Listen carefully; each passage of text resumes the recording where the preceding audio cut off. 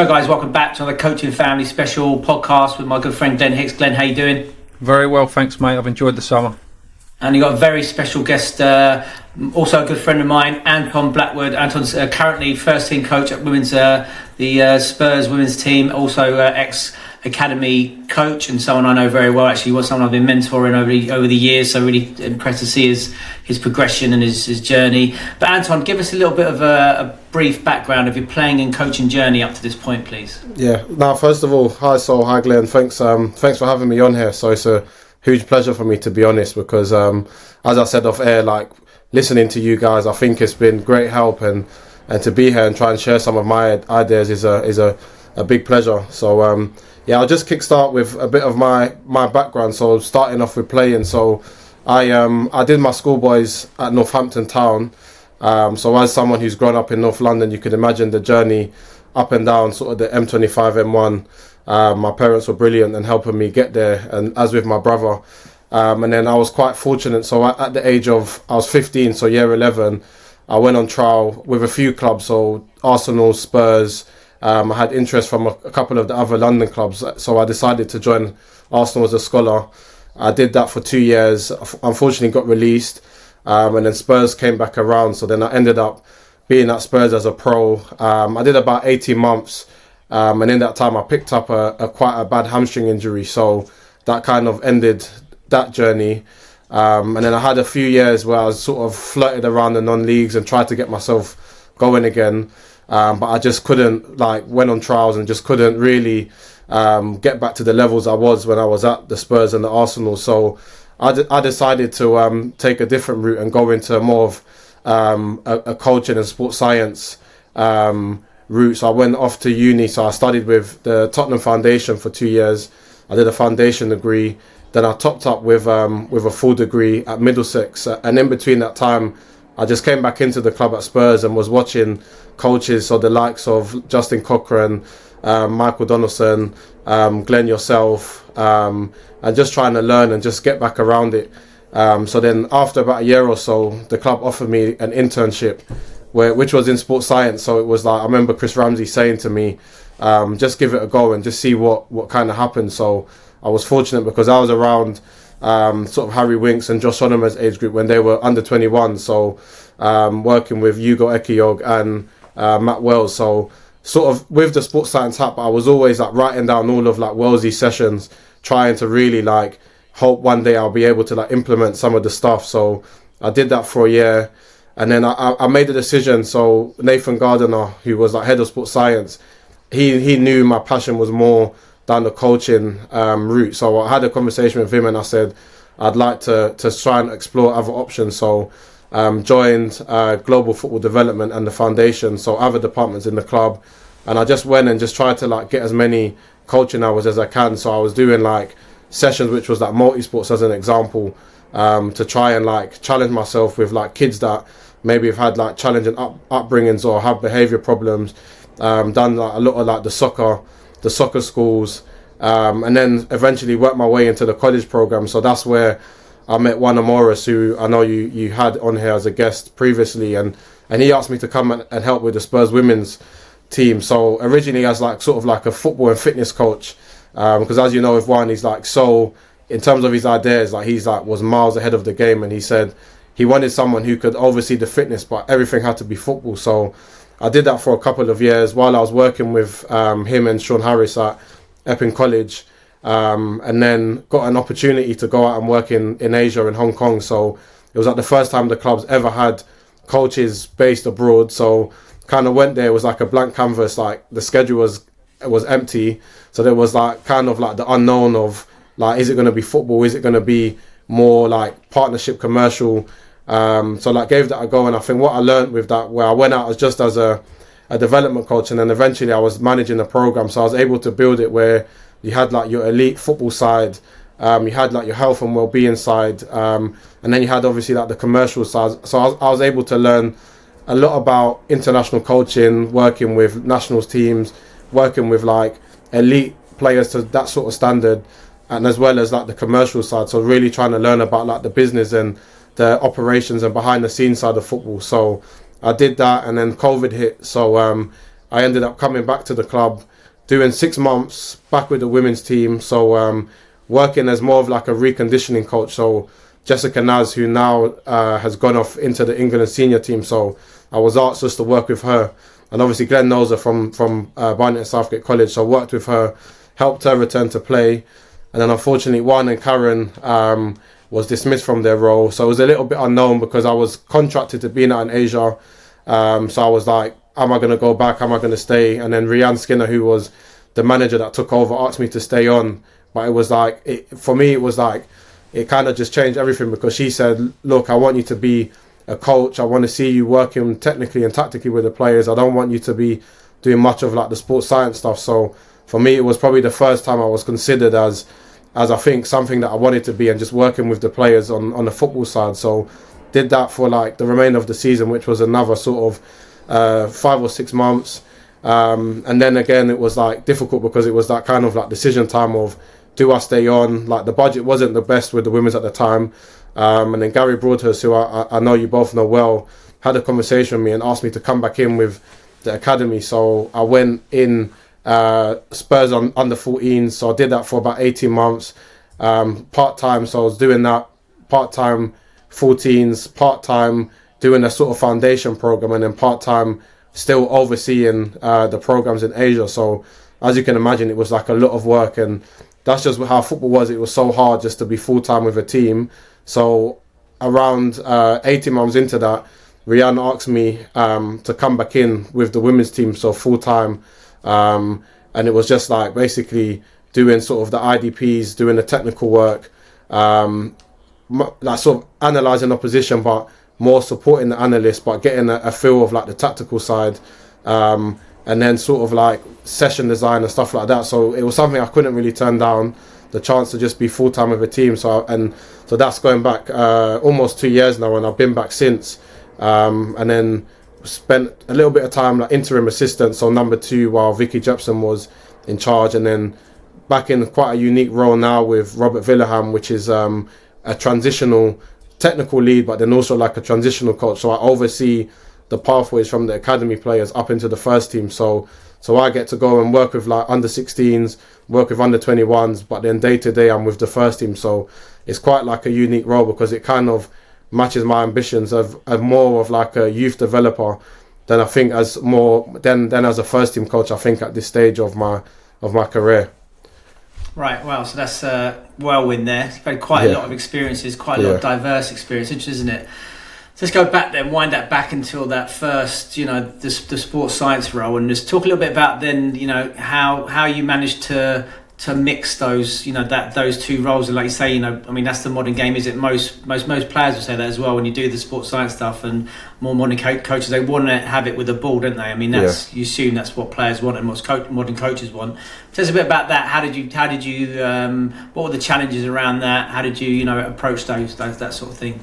Yeah, I think it's the obvious challenges is like there's a book which is the sports science side, and I think most practitioners tend to follow that, but I think like you have to have like a common sense approach and realise that players more often than not want to be working with the football. And I think it's the same with coaches, modern day coaches, is that yes, you can, for example, if you want to get your high speed running or you want to get total distance, like you could just run around the pitch, or you could do box to box, but then for the players it's like, how do they relate that to the game? So I was able to go in and just have a football head on things. And I think working with people like Nathan Gardiner, who I think is an excellent sports scientist, but I see him as a coach, and I know he's doing that now at Birmingham. I think I was around like very good practitioners that I was able to learn from. And I think as well with Pochettino coming in, I think he had that shift from being very like sports science based, where it was like everything needs to be football. So I think I was quite fortunate, and I was able to use my football experiences matched with the theory and just apply it together. And I think it was like quite a good fit for that stage. Interesting. And tell us about your stuff. You work with the global. So that's what we used to talk a lot about that, wasn't it? Because you got to a stage where obviously you're coaching, you're getting lots of experiences, but obviously you take on this role, this management role. You learn a lot about the corporate side and the partnership side. And just a little bit of that, because that's interesting. Obviously, that's another part of the the coaching game, which is related to football, which a lot of people don't see. Yeah, I think like it was a big eye opener for me because when you're just in the football, that's kind of all you see. Like you can be very like tunnel vision and think the academy or the women's team is all that the club has to offer. But while I was out there, you see like the machine of AIA who I was working with and the amount of money that they're pumping in, and ultimately the club have to basically service their demands, and I played quite a big role in that of using the football side. And while I was there, the role was quite simple of they wanted to see as many young people as possible because that potentially for them could be an insurance policy that they could sell. So while I was out there, we saw probably up to about 80,000 different people. So for them, for AIA, they was able to like hopefully build relationships with the parents and then sell insurance policies, and that's how their business functions. So with that as well, like what I was able to learn was I was managing at the time. There was a team of 4 coaches out there, and someone who done more the admin and operations. So I had to manage them on a day-to-day. So it wasn't just about me. I had to like basically help them to develop in areas they wanted to develop in, and as well being away from home, there's like other challenges. So at times, just like keeping people happy with what they're doing while they're missing family and stuff, like for me was like a big win. So I think like for anyone that has the opportunity to work on a sort of commercial program, I would recommend it because the skill sets you learn, I think, is invaluable because it challenges you in different ways, and sometimes you have to say yes to things and then just go and figure out like how you're going to do it. Whereas I think in the football side is like you have a bit more time and everything's a bit more practical and sometimes a bit more black and white. Yeah, and I mean, because when I was over there, we met because we met for lunch. I was in Hong Kong. You were based in Hong Kong. You're living in Hong Kong. You're traveling around Asia. I mean, it's very glamorous. Do you know what I mean? You're coaching. You're getting like these different opportunities. Coaching national teams, doing grassroots. I mean, that's quite a unique and fantastic opportunity, isn't it? Those sort of experiences. Those sort of football experiences. Yeah, no, 100%. And I think like I remember like Ange, the manager for the men's side at the moment, he spoke about having to coach with a translator, and that's something we had to do almost every week. So then it's like, how do you communicate? Because I remember being in China and I give the information, trying to do like some sort of core skills type work, but then the translators couldn't understand. So the players, like no word of a lie, were just running around the pitch, like left the footballs, they're running around the pitch. And I think I just said, like, try and move around the pitch, like cover every blade of grass, like stuff that you would say. And the translator couldn't understand, and I'm just looking, thinking like, gosh, I got my work cut out. So you got to think about how to like simplify the information, make it very clear and concise, because ultimately if the translators can't understand, then the players, they won't have a clue in terms of the information you're trying to pass across. So you're trying to say like Cruyff turned doubles a day, and yeah. no chance. But I think as well, like demos, like you then learn like it has to be demos, it has to be very simple, very basic, and then you then try and like build them up from there. So it was like, I think like in terms of my coaching, I think I improved in different ways, because like if I could get them to basically just execute the skills and the moves, then I'm like, wow, like that's a win. So I think you realise like how lucky you are, like when you're back here in England and working with players at a good level that obviously know like what you're trying to teach them. Glenn, anything you want to come in, mate? Sorry, man, dominate this. Yeah, no. I'm going to try and bring it to like just a focus in general, because I just finished doing a presentation on Mickey van der Ven, and I keep coming back, and we're all advocates of this because we've been around Spurs a long time and been influenced by people like John McDermott, Chris Ramsey, but I keep looking at Van der Ven in this presentation I've just done for the virtual academy. And the amount of 1v1 domination in different ways, Anton, is ridiculous. Physically, he runs over people. 6'4", he wins every ball in the air. Technically, he can have a centre forward at his back and he still rock and rolls out. So I kind of want to bring it back to that whole 1v1 stuff. And now, hopefully, the youth coaches that are listening to this can, because what I've seen of him at Volendam, he's been doing this a long time. Do you know what I mean? He's now just executing it in the Premier League at the top level. In terms of that, Anton, and the crossover from the academy and the 1v1 stuff that we're all really passionate about, and the technical ball work, Juan was talking about the ball, you're talking about the ball. How does that translate into first team football as well, and like the work you do with someone like Jessica Naz as well? Is it just something where as a player developer you just continue that at first team level? Do you know what I mean? Yeah, I think like the challenges I faced with the women's team was I didn't change my coaching style, my coaching beliefs, because that's what I was hired for. So the technical work, like going back to all the Chris Ramsey, John McDermott stuff, is like that's what Rian wanted me to come in to do, and Robert now exactly the same. And I think what you find with the players is some of them that haven't grown up doing those type of moves and the 1v1 and being taught on like being brave and staying on the ball and expressing yourselves is slightly outside their comfort zone. So you've got to find a way to sell it to them so that they actually understand like how it could help them. So I've been lucky because we've got one of our analysts, Zoe Matthews, spent time in the boys academy as well. So we've done like loads of videos. So if I'm doing a practice, so let's just say I'm just trying to do receiving under pressure, so like what we would have called Zidane work, is like the players might not picture it. So we would just show them videos on when a centre back might be going back towards their goal and they've got to drop a shoulder because someone's going to jump and press the goalkeeper, so they've got to drop a shoulder to turn, and then all of a sudden they've got an overload forward. So we'd have to show videos to centre halves on like why it could be beneficial to do that type of work. And then for midfielders, like when we're playing up against a team that is like player for player press and you're constantly under pressure, so then why like it could be relevant that you could play into someone under pressure and you could hook the pressure and then you can get out, and all of a sudden now you're up the pitch and you're attacking. So that's like something that I've like stuck with, and I don't think, to be honest, I don't think I would ever really like compromise like my beliefs, because like we've seen like on the boys side like how like it's worked and the players that have been produced. So trying to like add it into like our program,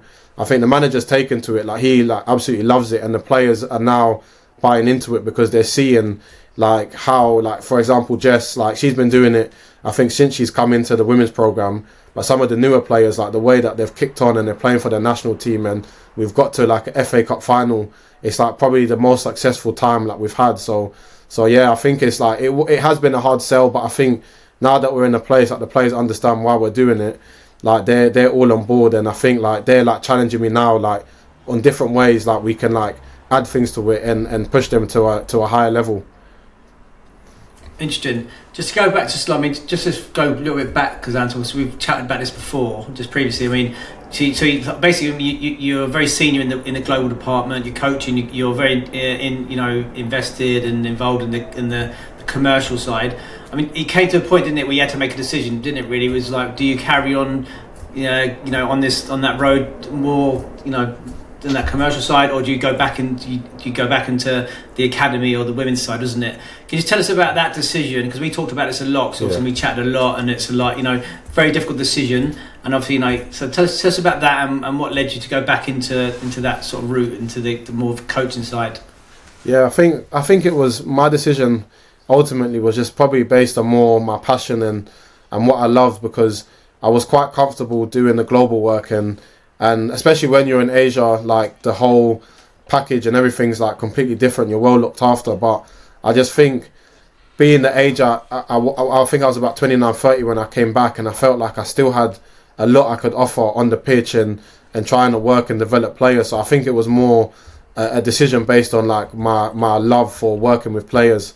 And then obviously then when you come back, you have to accept that financially it might not be the same. So I had to do three separate jobs sort of to make up for the money, and you just have to kind of accept that that's what you have to do to then eventually try and be full-time and be in a position where maybe things are a little bit more stable and you're not working and for example being in a school in Tottenham and then getting across to the office for a meeting and then we're spending the evenings in the academy. So I kind of had to make that decision because I felt like I was still young enough where I could put the work in.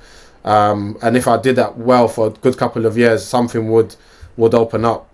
But I think again, like I wouldn't discredit, because there's a lot of like good coaches that I've worked with that are doing more that global side, maybe more for family reasons or stuff like that. So I would always just say to people, like, you've got to think about what it is you want to get out of football and what is your life situation, and probably try and make a decision that allows you to, like, I think, be happy with what you're doing, but also have some sort of balance in your life with your family and financially. And then just tell us about then when you go into do the 14s, you're back in the academy then, well, you're in the academy for the first time doing the 14s. What was that like? What's the difference? You've all these experiences around the world. You've done worked with the women's. What was it? Compare and contrast with going into the academy with the boys' side. Is there anything different about that? And tell us a bit about the intensity and your delivery and things like that and the challenges.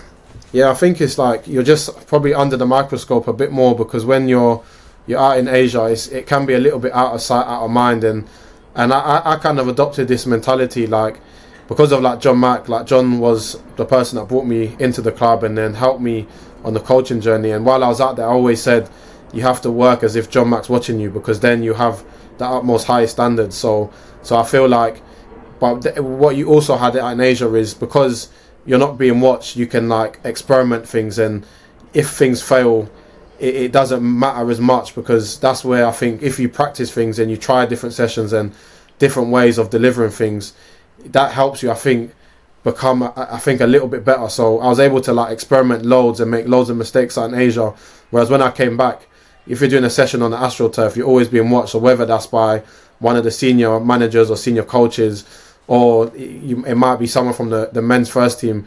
So I feel like you're under the microscope a little bit, where every session has to be like at your best, and it has to be hot. So I think that's what I think that the key difference is, maybe like just a little bit more pressure, and the standards always had to be at the highest level. Actually, Glenn, anything you want to come into, mate? Yeah, it's interesting what Anton said there about coach as if John Mack was watching, which can obviously be a bit intimidating. But I get that in terms of like, look, we know there can be sometimes a bit of coaching snobbery and football snobbery about, let's look at the title: development coach, women's coach, sports science coach, more of an analyst coach, grassroots coach, academy coach. And the more people would pay attention to the whole academy coach, if you say academy. But for me, the consistent thing is there, Anton, like you said, is coach. And my advice would be to you've only got to listen to your story, Juan's story, all of ours. Like, I've done grassroots for 10 years before I come anywhere near Tottenham Hotspur Football Club. Saul's had loads of rainy days wherever else down the years where, do you know what I mean? And when we started off, like you're doing there with 3-4 jobs, that was the norm, wasn't it, Saul? Where you actually, to make a career, you have to have 4 or 5 jobs. You have to go and do 5 hours over there, 10 hours then. We spoke about it a lot, and I would say it's a really good point you made there in terms of the consistent word there is coach. And you have to learn what it's about to be a coach, and what are your values as a coach. And you've clearly developed a value there, Anton, whether it's passed on from John or whoever it is who's influenced you, where it doesn't matter what your role is on that day in Asia or the academy, you've got a certain set of standards where first and foremost you're going to represent yourself as a coach, and it becomes like a personal and a professional pride thing, doesn't it? So I think that's a really important message for any grassroots coach out in the world as well as Aspirations, to get in the academy, because I think the amount of people that have come on these podcasts, Anton, and it shows them that it is a valid pathway. So I think you just made a really good point there. And coach as if if you want to get in Chelsea academy, well, coach as if that guy is in the stands watching you every day, and you probably won't go far too wrong with your own standards. I think it's a really, really good point to make there for the coaches listening out there. Interesting. And so tell us about your current role then. Give us an idea, what's your typical week like in your current role? Yeah. So it's changed a bit. Probably halfway into last season. So started the season. So Robert Villaham come in, and he had this idea of me being a transitional coach. So it's quite common in Sweden, where you're that link between the academy and the first team. So I started off basically just getting around all the age groups, because I think if the manager's asking you who's the next player, I wanted to be able to say to him, we've got player X in the 21s, but player Y in the 18s or 16s might have a bit more potential. So this one might be able to do us a job now, but if we look further down the pyramid, that might be the one who in time will be the one who could probably go through and be our next Jessica Naz. So I used to just get across like all of the groups. So as an example, like on a Monday I might be with the 21s and the first team. Tuesday I might be with first team in the morning, 16s in the afternoon or evening, and then I'll try and have that common theme throughout the week. But what kind of, as you can imagine, we got halfway through the season and the manager was like Anton, you're working like pretty much every day, you're doing like double days, like it's not, I think, like feasible long term, because you're just going to burn out. And then we kind of had a compromise where I would try and get across like 16s, 21s, first team. So every day I'm with the first team doing all the technical work, but then I'll try and like at least have a session where I'm out with the 21s and then one with the 16. But then I had to compromise not being active on a match day with the first team. So he would give me either that day off, or I would come in and train some of the players that's not in the squad, and then I'll get off and have like afternoon and evening with the family. So yeah, it's quite like a unique role. And then obviously I have to decide like if the manager wants a player, whether it's a position player or he wants the best player, I've got to be the one with my head on the chopping block to make that decision and be brave on why someone should have the opportunity. And as you can imagine, at first team level, the manager wants to know, and the coaching staff want to know everything about that player, because they don't want the player to come in and they fail because it's something that we don't know. So it could be that they struggle with confidence, or a certain coaching style might be too demanding. They want to know everything. So I've got to make sure that I'm able to like support those players and develop them, and then at the right time try and drip them into the first team. And some have stayed in, some have been in and out. But it's one where like I really do enjoy it, to be honest, because it allows me to have that youth development hat and still have a foot in the first team camp. Interesting. Glenn, you want to come in? Yeah, so Anton, working across the broad spectrum as well, I think your role when you was out in Asia is, do you feel like you've developed across the board with your leadership and management? And again, so youth development thing is one thing, but you know, just general leadership of groups, or your general leadership and management skills, how has that developed across the fact that you've been in 4 or 5 different jobs as a skill set that holds you in good stead now? Because it's quite a senior role, isn't it? Like you said, your head's on the chopping block. You have to, leadership's all about making decisions and being assertive and, you know, backing yourself. Do you feel like your actual leadership and management has really helped you out in the role that you're in at the minute?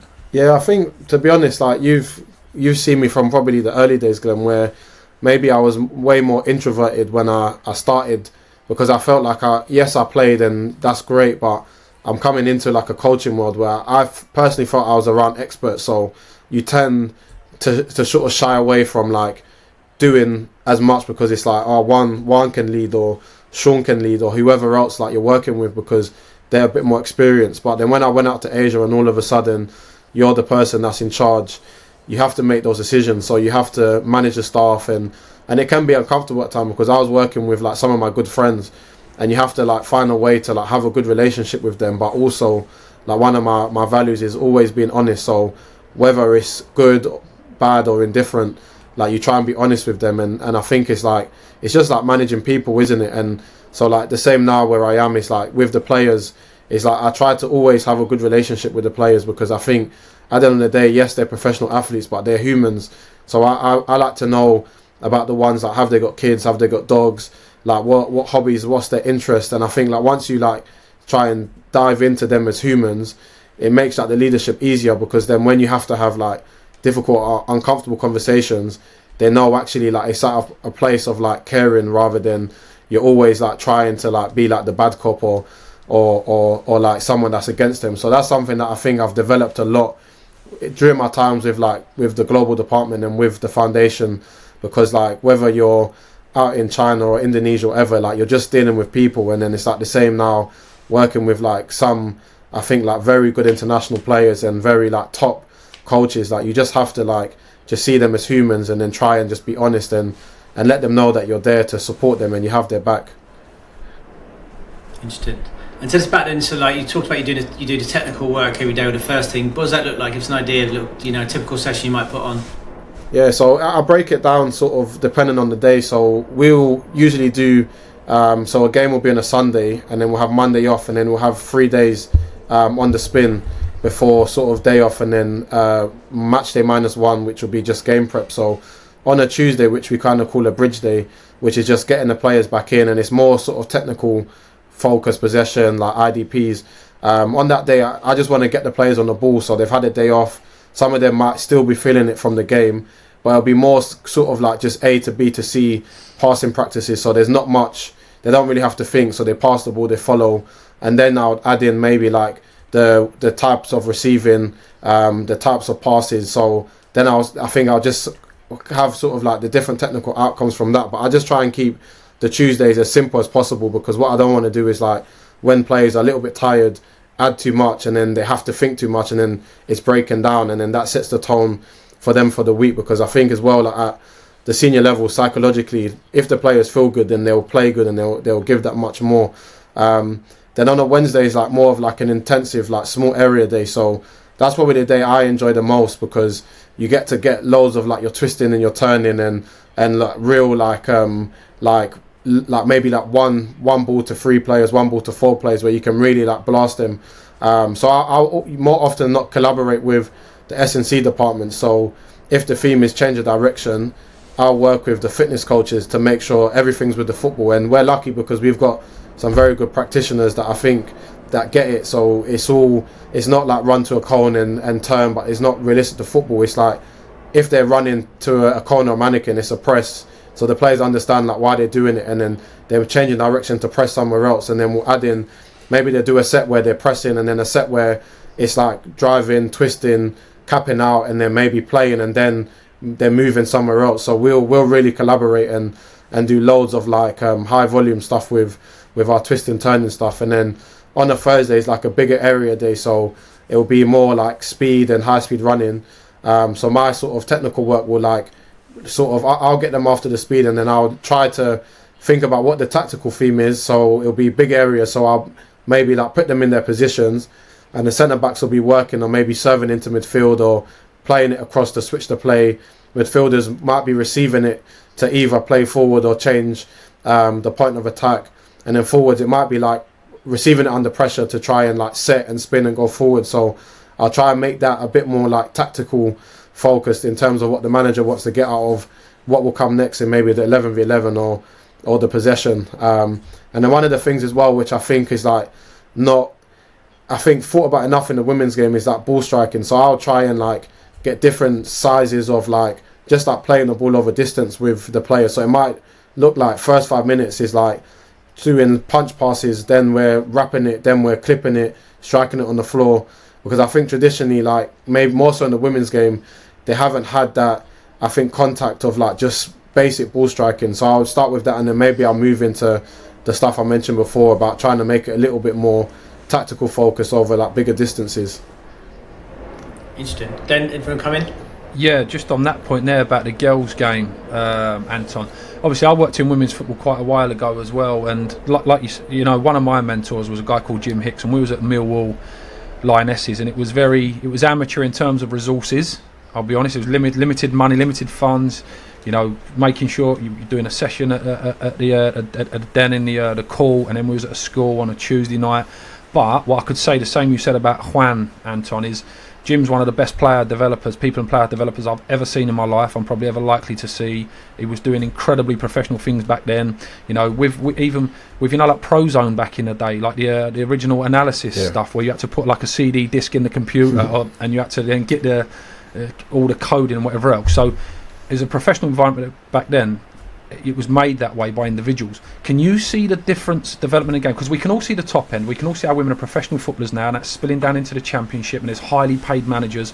They can actually make a career out of this and be very wealthy, sponsorships. Can you actually visibly see that now? Because we know the academy was the next part where, look, let's be honest, a lot of academies even still now have grassroots infrastructure. Can you actually see, you've said there about the lack of technical work maybe in some of the girls, and not their fault, but maybe they just had a lack of coaching. Can you see that professionalisation and like more highly qualified coaches, better standards of training? Can you see that trickling down into the girls' academy system as well for all the parents of young girls that might be out there listening? Yeah, 100%. I think like more so for the girls, maybe the early days, like you said, it's like facilities, or like there's times with us where we was like training at New River, like no disrespect to New River, because like that's where I've grown up and I love it, but you're on like half a pitch and you've got first team and your reserves, and there's probably about 40 players, so there's only so much you can do. And then with that you've got maybe like a bag of footballs or maybe 2 bags of footballs. So like at the same time when the boys are doing like ball each stuff, like you're trying to be creative of maybe 1 ball between 4, 1 ball between 5. So naturally like the technical work you can get into them is limited because of like resource. Like whereas now I think we're lucky because we're training at the same training ground as the men's. We've got our own building, our own pitch. Some of the technology we have now, as an example, is I've got sports code like from an analysis pool where I'm able to like code the players. So the analyst might do, for example, put all of that individual moments, and I can go in and pick the clips within 30 seconds and show players. Whereas like in the early days, I remember Juan was like watching through the game and having to timestamp the moments that he wanted. So now like everything can be like way more efficient. Like same with our girls academy, they're training at the training ground. So they're, sometimes it's on the astro, sometimes it's on the pitch, but compared to where it was years ago, they've got way more resources. They're training with the WSL footballs. Like it's like little things that it just gives you now like opportunities The under 16 do day release, so you've got them for now like a full day where you can do some analysis with them. You can have them on the pitch, you can train them, then they go in the gym.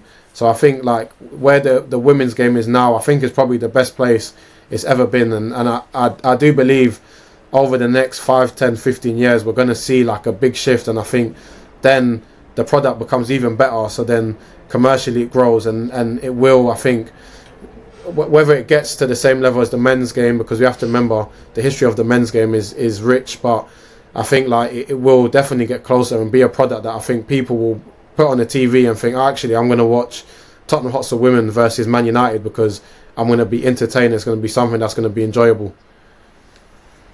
Interesting. What about your own aspirations, Anton? Would you like to be like a head coach, or remain in the development sort of side? Yeah, I think for me, like I've had probably a long, hard think about things over the last maybe 6 to 12 months, and at this present moment, I see myself as more of a developer, and maybe I don't know, because I'm still only 33, so I'm still young in life and in coaching. Although I've been coaching since I was 21, I still see myself as someone that strives and just wanted to improve players, and that's what I think gets me out of bed in the morning, because I'm thinking about how can I make Jess Naz better, how can I make Beth England better, how can I try and push the younger players, so like Leonard Gunning-Williams, who's someone who's like in her second year of a pro contract, how can I help her get another deal? So I think like while I feel like that, I find it hard to like see myself being a manager, because like even when I'm taking the 21s and it can be competitive, you're up against one of the other teams and they're like obsessed with trying to win. I'm still thinking about how can I make sure each individual is getting their outcomes of what they need, and you might lose the game, but I look at it and I think if I can get players from one level to the next level, for me that's success. So I think if I maybe start thinking differently and I'm more obsessed with winning games and tactics, then I maybe would think about being a manager. But I think at this point, like I just want to be the best youth developer I can be, and just see where that takes me. Glenn, anything to finish off before we let Anton go? Yeah, no. Again, the point he's made there, so I just want to pounce on that. The passion is evident in what he's saying, and that whole getting yourself out of bed. He's clearly a passionate player and a people developer. And again, that's what I would say. My advice to all the grassroots coaches out there is the final comments there from Anton is like most of the people we've had on that have been doing it a long, long time is, we all get caught up in ourselves and qualifications and aspirations, and I want to be doing the 18s, not the 14s. I want to work with the boys and get whatever. We've all had them battles with ourselves at times, but ultimately, I can only speak for myself. I've been at my best performance-wise when I'm not thinking like that, and it's refreshing to hear Anton say the thing that gets him up is the thoughts about the players first thing in the morning. I would say to all grassroots coaches, any coaches listening, is that should be your driver. Bring it back to the players, because the coach is nothing without players. The players are the kings, and they're the ones who we should be serving. That whole leadership thing, I believe in servant leadership, and we are here to serve the needs of all of our players. And it was a great point that Anton made there, and you can clearly hear when he talks about his players. That's why I was smiling. You can hear the passion. You can hear how much he's driven by what can I do? What I'm maybe not even done enough. Can I find something else? So it's a great point, and I hope the coaches are really listening to it, and they're driven by getting out of bed, whether it's their Tottenham Rangers under 12s boys or 16s girls or a senior team, be driven by making a difference to your players. I thought it was a cracking point there by Anton.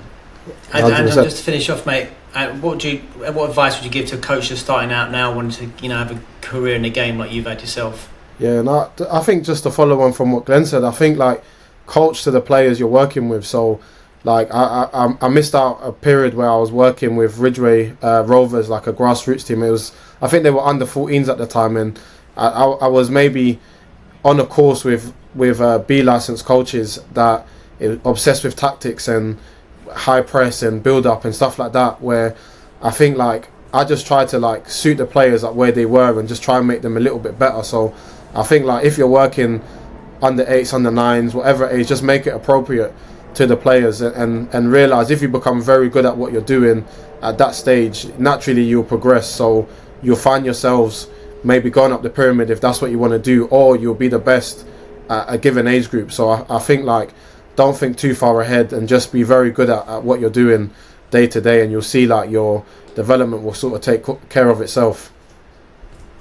Top class, mate. Anton, thanks very much, mate. Appreciate you being class, mate. Good luck, pal. Cheers. Thank you guys. Appreciate you having me. Cheers, Anton. Take care, mate. Nice one.